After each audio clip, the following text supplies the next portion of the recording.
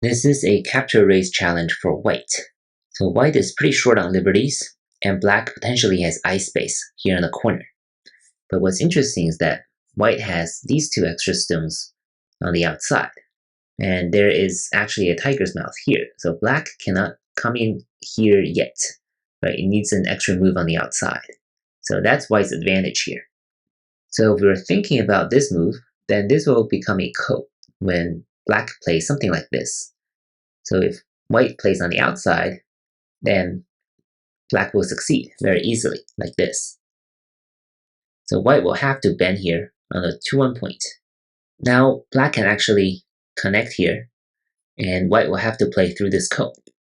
Otherwise, if you allow black to have a real eye here, white will not be able to come in here, and white will be killed this way. So after number 4, white's best bet is to start this ko. At least white captures first, so not too bad. But again, this is not the optimal result for white.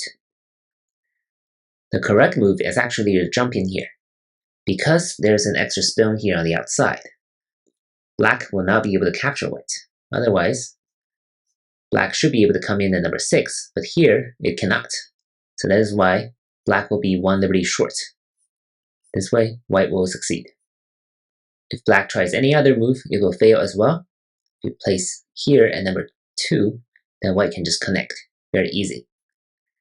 So overall, it's very important in these capture races to just pause for a second.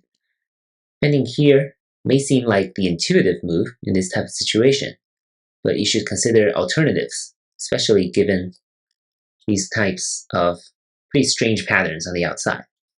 Hope you enjoyed this challenge, and I'll see you in the next one. Thank you for watching.